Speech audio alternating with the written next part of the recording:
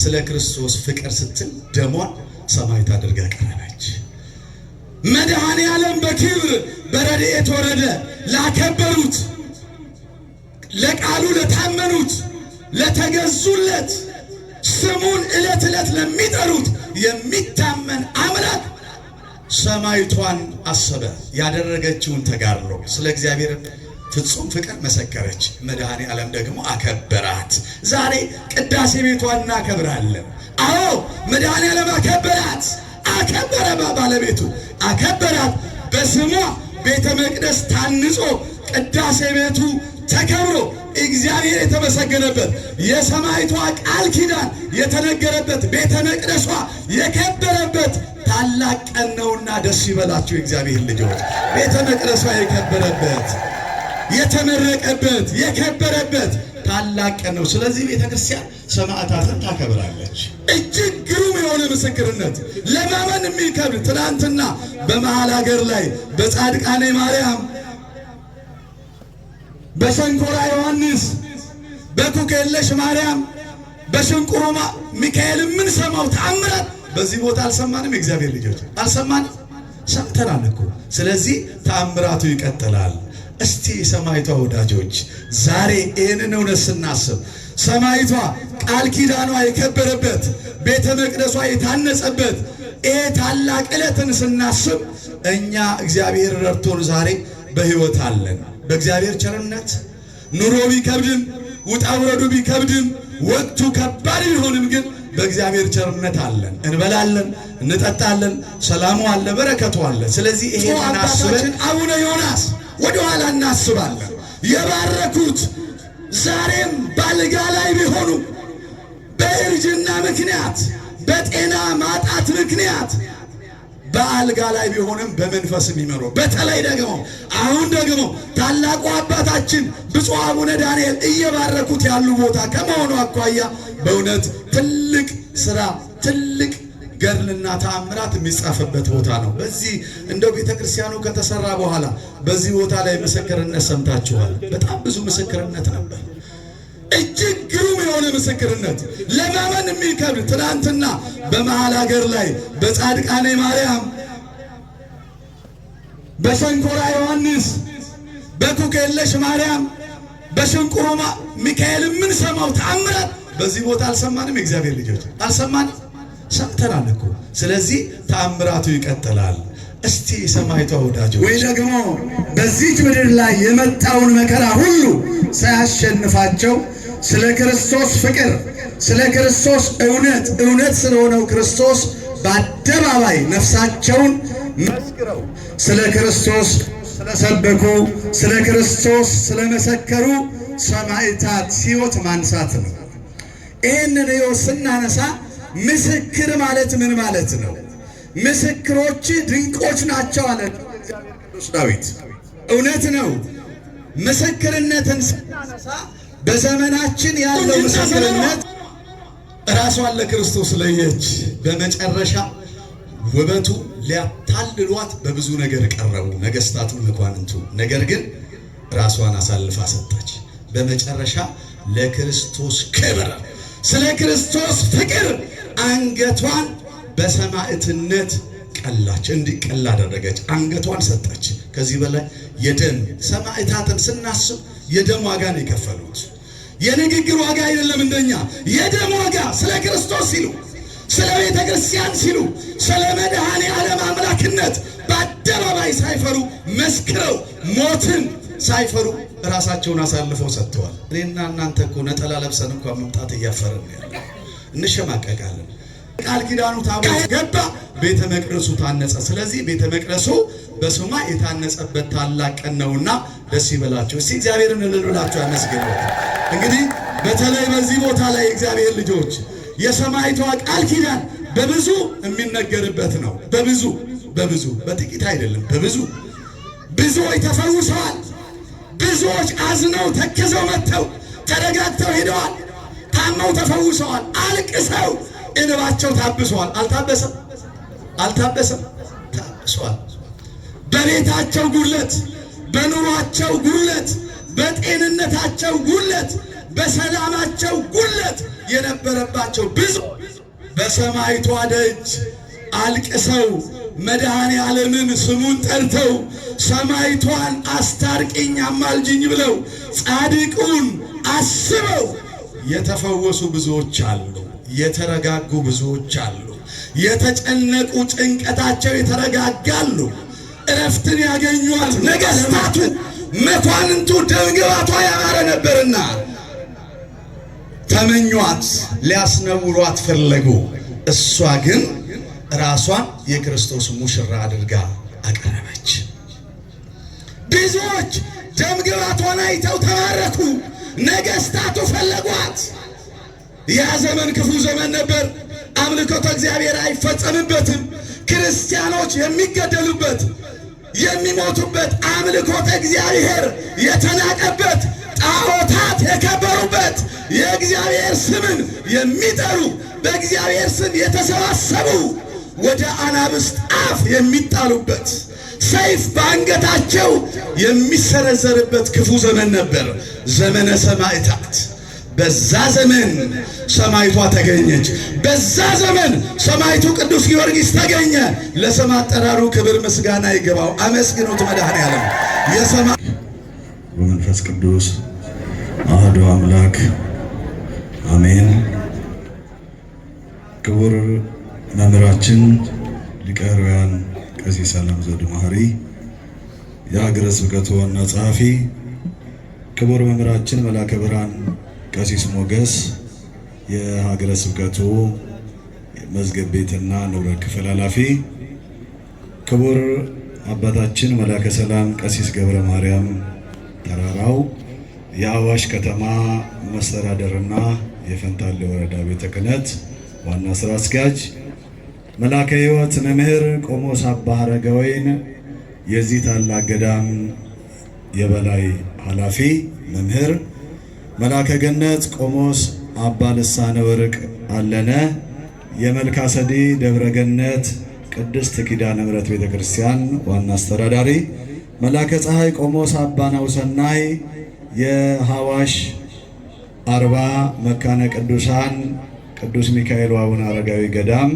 ዋና አስተዳደር፣ መላከ ፀሐይ ቀሲስ ዳዊት ገድሎ የአዋሽ ደብረ ሳሌም ቅድስት ማርያም ካቴድራል ዋና አስተዳዳሪ፣ መላከ ብርሃን ቀሲስ ገብረ ማርያም ገብረ ሚካኤል የሐዋሽ ቅድስት ሥላሴ ቤተ ክርስቲያን መንበረ ፀሐይ ቅድስት ሥላሴ ቤተ ክርስቲያን ዋና አስተዳዳሪ፣ ክቡራን ሊቃውንተ ቤተ ክርስቲያን አባቶች እንደ ማዕረጋችሁ፣ መምህራነ ወንጌል፣ ሊቃውንተ ቤተ ክርስቲያን፣ የሰንበት ትምህርት ቤት ወጣቶች፣ ከሩቅም ከቅርብም ወደ ተቀደሰው የምሕረት አደባባይ የተሰበሰባችሁ ሁላችሁ የሰማይቷ ቅድስት አርሴማ የቅዳሴ ቤቷ የከበረበትን ዕለት ለማክበር የተሰበሰባችሁ ሁላችሁ በእግዚአብሔር ፍጹም ሰላምታ እንደምን አረፈዳችሁ።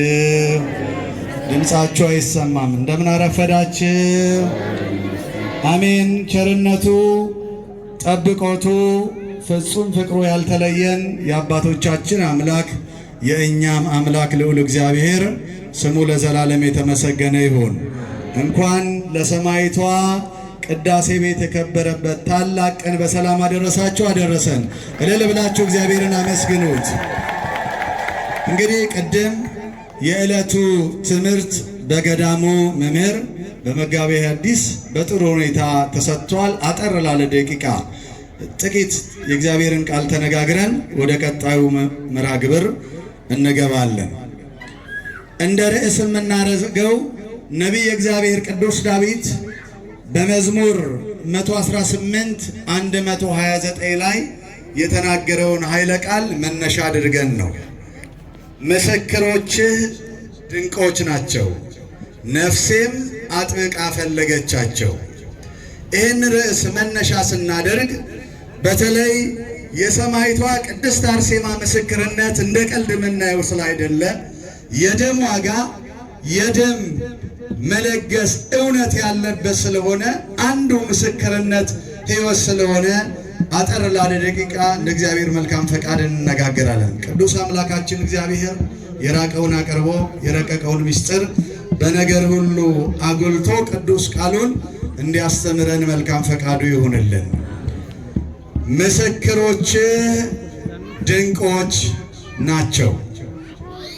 ይህንን ርዕስ እንደ መነሻ አድርገን ስናነሳ የትምህርቱ መሰረታዊ ዓላማ በዚች ምድር ላይ መኳንንትን፣ ነገስታቱን፣ ኃያላኑን ወይ ደግሞ በዚች ምድር ላይ የመጣውን መከራ ሁሉ ሳያሸንፋቸው ስለ ክርስቶስ ፍቅር፣ ስለ ክርስቶስ እውነት ስለሆነው ክርስቶስ በአደባባይ ነፍሳቸውን መስክረው ስለ ክርስቶስ ስለሰበኩ፣ ስለ ክርስቶስ ስለመሰከሩ ሰማዕታት ሕይወት ማንሳት ነው። ይህንን ሕይወት ስናነሳ ምስክር ማለት ምን ማለት ነው? ምስክሮች ድንቆች ናቸው አለ እግዚአብሔር ቅዱስ ዳዊት። እውነት ነው። ምስክርነትን ስናነሳ በዘመናችን ያለው ምስክርነት እውነትን ገልብጦ ሐሰት የሆነ ምስክርነት እናያለን። በዚህ መጽሐፍ ቅዱስ ክፍል ግን የምናነሳው ምስክርነት ግን እውነት ስለሆነው ክርስቶስ እውነትን መመስከር ነው። እውነት ስለሆነው፣ መድኃኒት ስለሆነው፣ ቤዛ ስለሆነው፣ አምላክ ስለሆነው፣ ኃያል ስለሆነው፣ መድኃኒት ስለሆነው፣ ገዢ ስለሆነው፣ ፈጣሪ ስለሆነው ስለ መድኃኔ ዓለም እውነትን መመስከር ነው። አምላክ ነው፣ መድኃኒት ነው፣ ቤዛ ነው ብሎ በአደባባይ ሞትን ሳይፈሩ ደማቸውን ስለ ክርስቶስ ፍቅር ስለከፈሉ ሰማዕታት እውነት መመስከር ነው። ስለዚህ ምስክርነት ማለት እውነት ማለት ነው። እውነትን መናገር፣ ስለ ቀና ሃይማኖት በአደባባይ እውነትን መመስከር ማለት ነው። እንግዲህ ሰማዕቷ ቅድስት አርሴማ እውነትን ነው፣ እውነት ስለሆነው ክርስቶስ በአደባባይ ሞትን ሳትፈራ፣ መከራን ሳትፈራ፣ ስደትን ሳትፈራ፣ እንግልትን ሳትፈራ እውነት ስለሆነው ክርስቶስ ሰበከች። እውነት ስለሆነው ክርስቶስ መሰከረች። በንግግር አይደለም እንደኔና እንደናንተ፣ በሕይወት ደማቸውን ሰማዕታት አፈሰሱ። ስለምን? ስለ ክርስቶስ ፍቅር፣ ስለ እግዚአብሔር መንግሥት እውነት ደማቸውን አፈሰሱ። ይህንን እውነት ነው ቤተ ክርስቲያን የሰማዕታቱን ክብር ስታነሳ ስታስብ እግዚአብሔርን ለእግዚአብሔር ታምነው ስለከፈሉት ሕይወት እግዚአብሔር ስላከበራቸው፣ እግዚአብሔር ስለመረጣቸው እኛም እናከብራቸዋለን፣ ስማቸውንም ከፍ እናደርጋለን። እስቲ ሰማዕቷ ቅድስት አርሴማን አመስግኗት ከፍ አድርጋችሁ። ወደ ሰማዕታቷ ሕይወት ስንመለስ ደጋግ ከሆኑ ክርስቲያኖች በተለይ ደግሞ አባቷ ከሌዋውያን ወገን ከካህናት ወገን ማለት ነው፣ ከነገስታት ወገን ናት። በእናቷ ደግሞ ከጳጳሳት ከአገልጋዮች ከጳጳሳት አለቆች ወገን ናት የተገኘችው ሰማዕቷ ቅድስት አርሴማ። ነገር ግን እናትና አባቷ ለረጅም ዘመናት ልጅ አጥተው በመካንነት ይኖሩ ነበር። እግዚአብሔር ልጆች በእርጅና ዘመናቸው ድረስ ልጅ አጥተው ባለጸጋ ናቸው፣ እግዚአብሔርን የሚፈሩ ናቸው፣ ዕለት ዕለት በቤተ መቅደሱ የሚያገለግሉ። ነገር ግን ልጅ ባይኖራቸውም ከቤተ መቅደሱ አራቁ። እስከ ሕይወታቸው እርጅና ዘመናቸው ድረስ ያገለግሉ ነበር። ነገር ግን ልጅ አልነበራቸው። በዛ ምክንያት እጅግ ታዘን ነበር። በሐዘኗም ውስጥ እግዚአብሔርን በነገሮች ሁሉ ታስባለች። የኔን ማህፀን ምንድነው የዘጋ? ትችላለህ፣ ሁሉን ማድረግ ትችላለህ፣ ታሪክን መለወጥ ትችላለህ፣ ማህፀንን መዳበስ ትችላለህ፣ ልጅ መስጠት ትችላለህ፣ ሸለቆውን መሙላት ትችላለህ፣ በረከትን ማምጣት ትችላለህ አንተ። ነገር ግን ስለምን ምክንያት ለኔ ልጅ ነሳኝ እያለች እናት ታለቅሳለች ለብዙ ዘመናት። የለመኑትን የማይነሳ አምላክ፣ የቸርነት አምላክ ጊዜውና ሰዓቱ በደረሰ ሰዓት በውበቷ በቁንጅናዋ፣ ቁንጅና መልክ ብቻ አይደለም፣ የሃይማኖት ቁንጅና፣ የምግባር ቁንጅና፣ የእምነት ቁንጅና፣ ከምንም በላይ ደግሞ ነፍሷን ስለ እግዚአብሔር ክብር ድንግልናዋን፣ ንጽህናዋን፣ ቅድስናዋን ለእግዚአብሔር ሙሽራ አድርጋ ለየች። እስቲ ስሟን አመስግኑት። በእውነት ለእግዚአብሔር ሙሽራ አድርጋ መረጠች። በዚህ ሕይወት ውስጥ እያለ የለመኑትን የማይነሳ አምላክ ማህፀኗን ዳበሰ ይላል። ሰማዕቷ ቅድስት አርሴማ ተጸነሰች። ስለት ገብተዋልና በ3ኛ ዓመቷ ወደ ቤተ መቅደስ ወሰዷት። በቤተ መቅደስ ቃል ኪዳናቸውን አከበሩ። ብዙዎቻችን ችግራችን ይሄ ነው። ትናንትና በመከራችን ሰዓት፣ በጭንቀታችን ሰዓት የደረሰልንን የረዳንን የታደገንን የጠበቀንን መድኃኔ ዓለም ክርስቶስ ሲሞላልን እንረሳለን። እነዚህ ደጋግ ክርስቲያኖች ግን አልረሱም።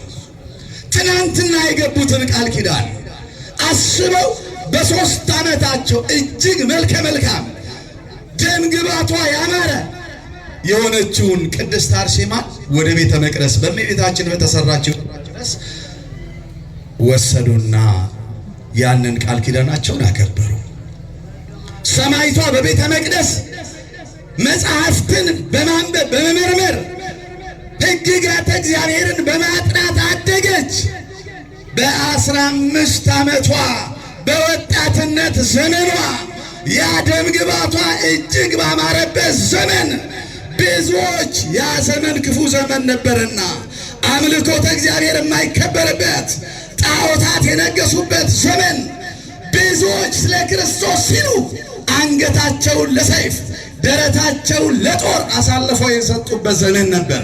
ዘመነ ሰማዕታት ለእግዚአብሔር ራሳቸውን አሳልፈው የለዩ ነፍሳቸውን ስለ ክርስቶስ ፍቅር አሳልፈው የሰጡ ሰማዕታት የተገኙበት ዘመን ነበር ያ ዘመን። በ15 ዓመቷ ሰማዕቷ ብዙዎች ተመኟት። ነገስታቱ መኳንንቱ ደምግባቷ ያማረ ነበርና ተመኟት፣ ሊያስነውሯት ፈለጉ። እሷ ግን ራሷን የክርስቶስ ሙሽራ አድርጋ አቀረበች። ብዙዎች ደምግባቷን አይተው ተማረኩ። ነገስታቱ ፈለጓት። ያ ዘመን ክፉ ዘመን ነበር። አምልኮተ እግዚአብሔር አይፈጸምበትም። ክርስቲያኖች የሚገደሉበት የሚሞቱበት፣ አምልኮተ እግዚአብሔር የተናቀበት፣ ጣዖታት የከበሩበት፣ የእግዚአብሔር ስምን የሚጠሩ በእግዚአብሔር ስም የተሰባሰቡ ወደ አናብስት አፍ የሚጣሉበት፣ ሰይፍ በአንገታቸው የሚሰነዘርበት ክፉ ዘመን ነበር፣ ዘመነ ሰማዕታት። በዛ ዘመን ሰማዕቷ ተገኘች። በዛ ዘመን ሰማዕቱ ቅዱስ ጊዮርጊስ ተገኘ። ለስም አጠራሩ ክብር ምስጋና ይገባው። አመስግኑት መድኃኔዓለም። የሰማዕታቱ ክብር ቤተ ክርስቲያን ታስባለች፣ ትዘክራለች። የሰማዕቷ ክብር ቀላል ክብር አይደለም። በዚህ ሕይወት ውስጥ ለእግዚአብሔር ታመነች። ስለ ክርስቶስ ነፍሷን አሳልፋ ለመስጠት ተዘጋጀች። በወጣትነት ዘመኗ ራሷን የክርስቶስ ሙሽራ አድርጋ ቀረበች። ቅድም ሰምታችኋል። ክፍል 1 መምህር መጋቢ ሐዲስ የተናገሩትን ከክርስቶስ ፍቅር ማን ይለየኛል? ከክርስቶስ ፍቅር አለች። ሞት ነው፣ መከራ ነው፣ ስደት ነው፣ እንግልት ነው፣ ምንም አይለየኝም። እኔና እናንተ ዛሬ እግዚአብሔር ልጆች ከክርስቶስ ፍቅር ብዙ ነገር አላራቀን። ሰማዕቷ ግን ስልጣን ቢቀርብላት በሹማምንቱ በመኳንንቱ ትልቅ ኃላፊነት ቢቀርብላት ሞገስ ቢቀርብላት ይሄ ሁሉ ኃላፊ ነው አለች። ኃላፊ ነው የማያልፈውን እግዚአብሔርን ተስፋ አደረገች። ለስም አጠራሩ ክብር ምስጋና ይገባው። ለእግዚአብሔር ታመነች። የእግዚአብሔር ሙሽራ አድርጋ ራሷን ለየች። ብዙ መከራ ገጠማት። ብዙ መከራ በሰው ዘንድ ስናወራው ቀላል የሚመስል ነገር ግን የተቀበለችው መከራ ቀላል አይደለም። ቀላል አይደለም። እግዚአብሔር ልጆች ብዙ መከራን ተቀበለች። ያ ሁሉ መከራ የሚያልፍ እንደሆነ ተስፋ አድርጋ ስለ ክርስቶስ ስትል ያን ሁሉ መከራ በጸጋ ተቀበለች። ከዛም ባለፈ እጅግ በሚገርም መልኩ ሰማዕትነትን በወጣትነት ዘመኗ ስልጣን ሲቀርብላት፣ ባለጸግነት ሲቀርብላት፣ ሞገስ ሲቀርብላት ይሄ ሁሉ ኃላፊ ነው ብላ ራሷን የክርስቶስ ሙሽራ አድርጋ አቀረበች። እኔ እናንተ ብንሆንስ ያልሆነውን ነገር እንኳን ናችሁ ስንባል እኮ እንዴት ነው አይደል እንዴ? እናውቀዋለን እኮ እንድንባል እንኳን የማናደርገው የለም። ጎበዝ ናቸው፣ ታታሪ ናቸው፣ እንዲህ ናት፣ ቆንጆ ናት፣ ቆንጆ ነው፣ እንዲህ ነው ለመባል የማናደርገው የለም። ሰማዕቷ ግን እያላት ይሄ ሁሉ ረጋፊ ነው፣ የእግዚአብሔር ክብር ይበልጣል ብላ ስለ ክርስቶስ ፍቅር ራሷን አሳለፈች። በመጨረሻ ሞትን ሳትፈራ ሰማዕትነትን ለመቀበል ተዘጋጀች። እግዚአብሔር ልጆች፣ በተለይ ለወጣቶች አስተማሪ ናት።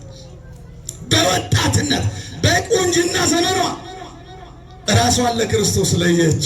በመጨረሻ ውበቱ ሊያታልሏት በብዙ ነገር ቀረቡ፣ ነገስታቱ፣ መኳንንቱ። ነገር ግን ራሷን አሳልፋ ሰጠች። በመጨረሻ ለክርስቶስ ክብር፣ ስለ ክርስቶስ ፍቅር አንገቷን በሰማዕትነት ቀላች፣ እንዲቀላ አደረገች። አንገቷን ሰጠች። ከዚህ በላይ የደም ሰማዕታትን ስናስብ የደም ዋጋ ነው የከፈሉት። የንግግር ዋጋ አይደለም እንደኛ፣ የደም ዋጋ ስለ ክርስቶስ ሲሉ፣ ስለ ቤተ ክርስቲያን ሲሉ፣ ስለ መድኃኔ ዓለም አምላክነት በአደባባይ ሳይፈሩ መስክረው ሞትን ሳይፈሩ ራሳቸውን አሳልፈው ሰጥተዋል። እኔና እናንተ እኮ ነጠላ ለብሰን እንኳን መምጣት እያፈርን ያለ እንሸማቀቃለን። ካህናቱ መስቀለ ሰላምን ይዞ ሲመጡ እናቋርጣለን እንዳንታይ ማለት ነው። ሰማዕታት ግን በአደባባይ ስለ ክርስቶስ መሰከሩ ሞትን ሳይፈሩ። ለዛ ነው ቤተ ክርስቲያን የሰማዕታቱን ክብር የምታስበው። አምላካችን መድኃኔ ዓለም አክብሯቸዋል። እሱ ያከበረውን ባለቤቱ መናቅ ደግሞ አለመታደል ነው። በዚህ ሕይወት ውስጥ መስከረም 29 ሰማዕትነትን ተቀበለች። አንገቷን ስለ ክርስቶስ ፍቅር ስትል ደሟን ሰማዕት አድርጋ ቀረበች። መድኃኔ ዓለም በክብር በረድኤት ወረደ። ላከበሩት፣ ለቃሉ ለታመኑት፣ ለተገዙለት፣ ስሙን ዕለት ዕለት ለሚጠሩት የሚታመን አምላክ ሰማዕቷን አሰበ። ያደረገችውን ተጋድሎ ስለ እግዚአብሔር ፍጹም ፍቅር መሰከረች። መድኃኔ ዓለም ደግሞ አከበራት። ዛሬ ቅዳሴ ቤቷን እናከብራለን። አዎ መድኃኔ ዓለም አከበራት። አከበረ ባለቤቱ አከበራት። በስሟ ቤተ መቅደስ ታንጾ ቅዳሴ ቤቱ ተከብሮ እግዚአብሔር የተመሰገነበት የሰማዕቷ ቃል ኪዳን የተነገረበት ቤተ መቅደሷ የከበረበት ታላቅ ቀን ነውና ደስ ይበላችሁ የእግዚአብሔር ልጆች። ቤተ መቅደሷ የከበረበት የተመረቀበት የከበረበት ታላቅ ቀን ነው። ስለዚህ ቤተ ክርስቲያን ሰማዕታትን ታከብራለች። ለክርስቶስ ሲሉ ነዋ። መኖር ይችላሉ እኮ እንደኔና እንደናንተ። ያን ክፉ ዘመን ማለፍ ይችላሉ። መስለው ተመሳስለው መኖር ይችሉ ነበር። ነገር ግን ያንን ዘመን ለእግዚአብሔር ሙሽራ አድርገው ራሳቸውን አሳልፉ። ስለዚህ ዘመነ ሰማዕታትን ስናስብ ክፉ ዘመን ነው።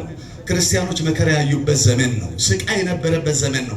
ስቃዩ ስለ ስጋ አይደለም፣ ስለ ክርስቶስ ሲሉ ራሳቸውን አሳልፈው የሰጡበት ዘመን ነው። ስለዚህ ሰማዕታን ስናስብ ቤተ ክርስቲያን ታከብራለች። ሰማዕቷ ስለ ክርስቶስ ስትል ራሷን ሰማዕት አድርጋ ነፍሷን ስለ ክርስቶስ አሳልፋ የሰጠችበትን ሕይወት ስናስብ፣ ዛሬ ደግሞ ከዛ በኋላ ሰማዕትነት ከተቀበለች በኋላ ባለቤቱ ክርስቶስ ደግሞ ያከበረበትን ታላቅ ቀን እናስባለን ማለት ነው። ስለዚህ የእግዚአብሔር ልጆች የዛሬው በዓል ምንነት ቅዳሴ ቤቷ፣ ከዛ በኋላ ማለት ነው አገልግሎቷ፣ ዋጋዋ ምድራዊ አይደል ሰማያዊ ነው። እግዚአብሔር ያከበራት፣ ለእግዚአብሔር ታምናለችና መድኃኔ ዓለም ደግሞ ቃል ኪዳኑን አከበረላት። በቃል ኪዳኑ አከበረ። እንደዚህ ተሰባስበን ሰማዕቷን ቃል ኪዳን ለማክበር ነው እኮ የተሰጣትን ቃል ኪዳን ባለቤቱ ሰጣት፣ አከበራት። ቤተ መቅደሱ ታነጸ፣ በስሟ ታነጸ። የቃል ኪዳኑ ታቦት ገባ፣ ቤተ መቅደሱ ታነጸ። ስለዚህ ቤተ መቅደሱ በስሟ የታነጸበት ታላቅ ቀን ነውና ደስ ይበላችሁ። እስቲ እግዚአብሔርን እልል ብላችሁ አመስግኑት። እንግዲህ በተለይ በዚህ ቦታ ላይ እግዚአብሔር ልጆች የሰማዕቷ ቃል ኪዳን በብዙ የሚነገርበት ነው። በብዙ በጥቂት አይደለም፣ በብዙ ብዙዎች ተፈውሰዋል። ብዙዎች አዝነው ተክዘው መጥተው ተረጋግተው ሄደዋል። ታመው ተፈውሰዋል። አልቅሰው እንባቸው ታብሰዋል።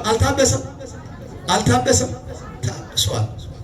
በቤታቸው ጉድለት፣ በኑሯቸው ጉድለት፣ በጤንነታቸው ጉድለት፣ በሰላማቸው ጉድለት የነበረባቸው ብዙ በሰማዕቷ ደጅ አልቅሰው መድኃኔ ዓለምን ስሙን ጠርተው ሰማዕቷን አስታርቂኝ አማልጅኝ ብለው ጻድቁን አስበው የተፈወሱ ብዙዎች አሉ።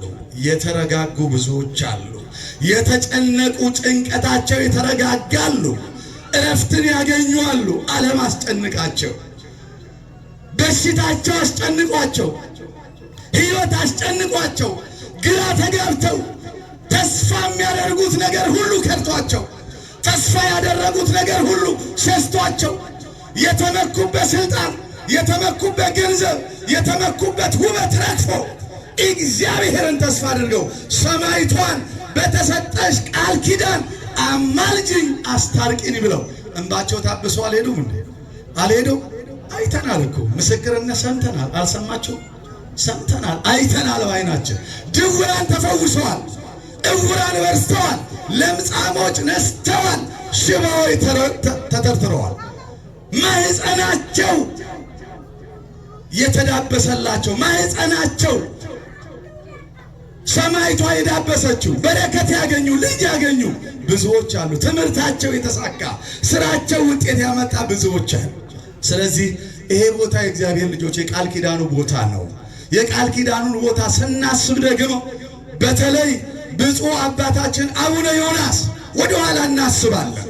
የባረኩት ዛሬም ባልጋ ላይ ቢሆኑ በእርጅና ምክንያት በጤና ማጣት ምክንያት በአልጋ ላይ ቢሆንም በመንፈስ የሚመሩ በተለይ ደግሞ አሁን ደግሞ ታላቁ አባታችን ብፁዕ አቡነ ዳንኤል እየባረኩት ያሉ ቦታ ከመሆኑ አኳያ በእውነት ትልቅ ስራ ትልቅ ገድልና ተአምራት የሚጻፍበት ቦታ ነው። በዚህ እንደው ቤተክርስቲያኑ ከተሰራ በኋላ በዚህ ቦታ ላይ ምስክርነት ሰምታችኋል። በጣም ብዙ ምስክርነት ነበር።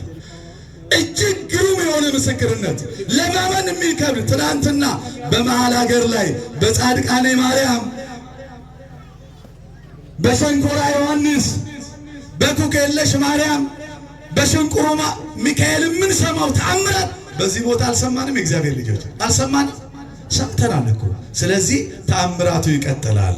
እስቲ ሰማይቷ ወዳጆች ዛሬ ይህንን እውነት ስናስብ ሰማይቷ ቃል ኪዳኗ የከበረበት ቤተ መቅደሷ የታነጸበት ይሄ ታላቅ ዕለትን ስናስብ እኛ እግዚአብሔር ረድቶን ዛሬ በሕይወት አለን። በእግዚአብሔር ቸርነት ኑሮ ቢከብድም ውጣ ውረዱ ቢከብድም ወቅቱ ከባድ ቢሆንም ግን በእግዚአብሔር ቸርነት አለን። እንበላለን፣ እንጠጣለን፣ ሰላሙ አለ፣ በረከቱ አለ። ስለዚህ ይሄንን አስበን እግዚአብሔር ስላደረገልን ነገር ማመስገን የሰማይቷንም ቃል ኪዳን ማሰብ ከእኛ ይጠበቃል። አምላካችን እግዚአብሔር በቸርነቱና በጠብቆቱ ከሁላችን ጋር ይሁን። የሰማይቷ ቅድስት አርሴማ አማላጅነት ቃል ኪዳን ከሁላችን ጋር ይሁን። እስቲ የቃል ኪዳኑ ታቦት ከመንበረ ክብሩ ወጥቶ ሰማይቷ ጻድቁ በእውነት የቃል ኪዳኑ ታቦት ወጥቶ እየተባረከን ያለን ነው። እስቲ እግዚአብሔርን አመስግኑት።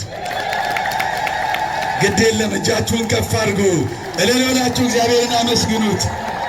እልልታው ያንሳል፣ ዝማሬው ያንሳል፣ ለእግዚአብሔር ክብር ነው።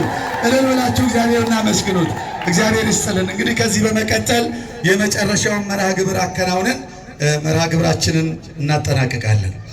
እንግዲህ እጅግ ብርቱ የሆኑ የተረጋጉ የምናውቃቸው መምህር አባታችን ያው እንግዲህ በብፁዕ አባታችን መልካም ፈቃድ በሀገረ ስብከቱ አስተዳደር ጉባኤ መልካም ፈቃድ ለደብሩ ትናንትና ጥሩ መርጌታ አሁን ቅድም በአጭር ጊዜ ፍሬ ያፈሩ መርጌታ እንደተገኙ እንደተመደቡ ሁሉ አሁንም ደግሞ ያው አባታችን ተመድበዋል። ከተመደቡ እንደው አንድ ወር አካባቢ ነው። እንዲሁም ደግሞ ሰባኬ ወንጌሉ ቅዱስ መጋቤ ሐዲስ አሁንም እሳቸው ተመድበዋል። በዚህ ቦታ ላይ ትልቅ ስራ እንደሚሰራ ተስፋ በማድረግ አባታችን በጸሎት ልጆቻቸውን እየባረኩ የደብሩም ሰበካ ጉባኤ በአንድነት ህዝቡም ካህናቱም በአንድነት ሆነው ትልቅ ስራ ለመስራት ታስቧል። ቦታ ላይ ትልልቅ አባቶች መጥተው እንዲያርፉ ቦታውን እንዲባረኩ ጸበልተኛውን እንዲባርኩ የታመሙትን እንዲጎበኙ በመስቀላቸው እንዲባርኩ እንደው ማረፊያ እየተዘጋጀን ያለው ብፁዓን አባቶች መጥተው የሚያርፉበት እንግዶች እንደዚህ ንግስ በዓላት ሲመጣ የሚያርፉበት ትልቅ ስራ እየተሰራ ታስቧል። በተለይ የሀገር ሽማግሌዎች የሆኑ እንዲሁም ደግሞ ትልልቅ አባቶች አሉ፣ እናቶች አሉ፣ ጀምረውታል። የደብሩም ሰበካ ጉባኤ በጋራ በመሆን እንግዲህ ይሄንን ስራ ሁላችን ተባብረን ለፍጻሜ እንድናበቃ የሚል የቅድስት ቤተክርስቲያን መንፈሳዊ ጥሪ ሆነው እንግዲህ ትልልቅ ስራዎች ከዚህ በፊት ተሰርተዋል። ትናንት ከትናንት ወዲያ ሲሰሩ እንደነበረ አሁንም ደግሞ ቀጣይ የሚሆኑ ስራዎች ቤት ትናንትና እዚሁ አጠገበው አይታችኋል። ይሄን የመሰለ በዚህ በጀርባ ከዚህ ጎን ያለ የቤተክርስቲያኑ ይዞታ ነው። ትናንትና የነበሩት ቀደምት የነበሩት መላከ ፀሐይ ቀሲስ ዳዊት ገድሉ ከደብሩ ሰበካ ጋር በመሆን ይሄንን ቦታ ከ2 ሚሊዮን በላይ ተገዝቶ በጊዜው ገቢ ተደርጓል። ይሄ ከጎን ያለ የቤተ ክርስቲያኑ ነው። አሁን ደግሞ አዲሱ ሰበካ ጉባኤ ከደብሩ አስተዳደር ጋር በመሆን ይሄንን ከጀርባ ልማት ለመስራት እንቅስቃሴ ላይ ናቸው። እንግዲህ ሁላችሁም ከጎናችሁ ሆናችሁ ቤተ ክርስቲያናችሁን እንድታገለግሉ ነው። በተለይ ጸበልተኛው መባረክ አለበት የለበትም? በአባቶች መባረክ አለበት አለ። ብፁዓን አባቶች መጥተው እንዲባርኩ እንግዶች በተለይ መምህር ታላላቁን ገዳም ደብረ ወገግ አሰቦትን ሲያገለግሉ በአበምኔትነት በመምህርነት በበላይ ጠባቂነት ሲኖሩ ሲያገለግሉ የነበሩ ናቸው። አዲስ አይደሉም። ቀድመው ከዲቁና ጀምሮ በዚሁ ሀገረ ስብከት አሁን ደግሞ በአዋሽ አርባ መካነ ቅዱሳን ረጅም ዓመታት ሲያገለግሉ ነበሩ።